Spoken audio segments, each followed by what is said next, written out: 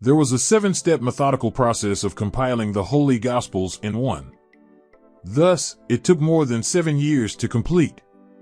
Let's take the example of the final denial of Jesus by Peter to illustrate how the compilation process was done. Number 1, a unique color code was established for each of the Gospels.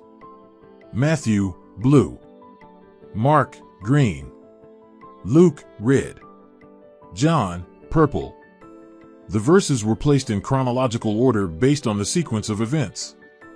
This was done using the Authorized King James Version, 1769. Number 2, once they were placed in harmony, the next step was using one of the most reliable Koine Greek source text, Stephanus Textus Receptus, AD 1550. This was used to determine an accurate word translation of each Greek word into English. The focus was a direct word-for-word translation, a complete equivalent. Number 3. In order to determine the most likely English translation, 5 steps were used for each Greek word.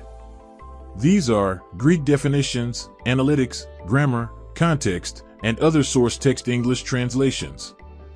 Let us take the example of the Greek word phos. In Luke 22 verse 56. The Strong's number is G5457. Should this word be translated fire or something else? Evaluated the most likely English word using the following Koine Greek dictionaries while reviewing the root words. The first dictionary used was the Complete Word Study Dictionary, 1993 edition. Then, the Thayer's Greek Definitions, 1889 edition. Finally, the Strong's Greek Dictionary, 1890 edition.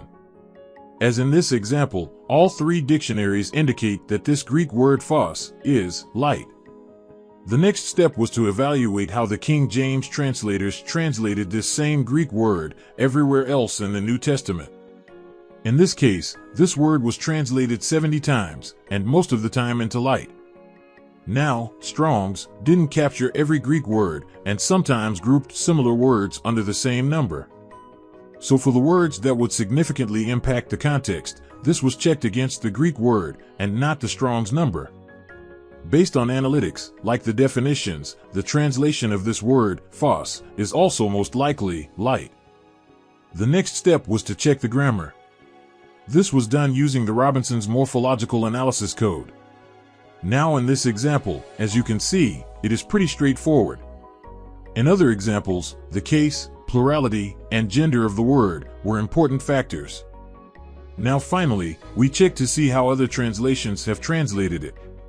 When looking at the Koine Greek source text, we used Tyndall, Coverdale, King James 1611, and Young's literal translation. There were a couple of translations of light.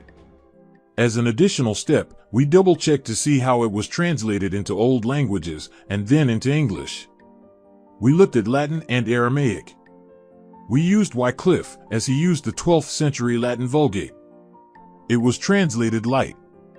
Then we used the Lamsa, who used a 5th century Aramaic, Peshitta, and Murdoch, who used a 17th century Aramaic, Peshito.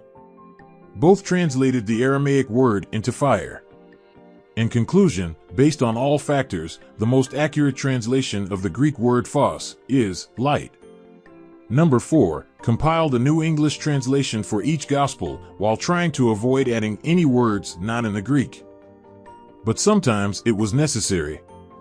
Only those words that the gospel's word alluded to and needed for readability were italicized. This enabled the reader to quickly determine if this word was in the Greek text or not.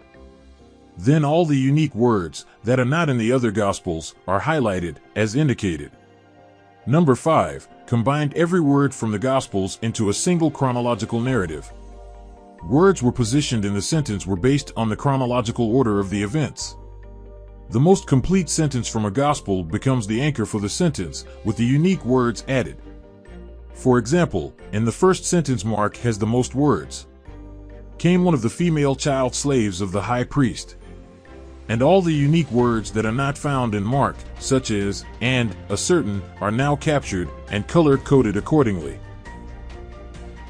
Number 6, now due to the compilation, there were times that the delay in thought may miss the context of what the gospel writer was saying. Therefore, the context is captured by italics and black font. For example, and she said to others. Number 7, there was commentary added to provide additional perspective.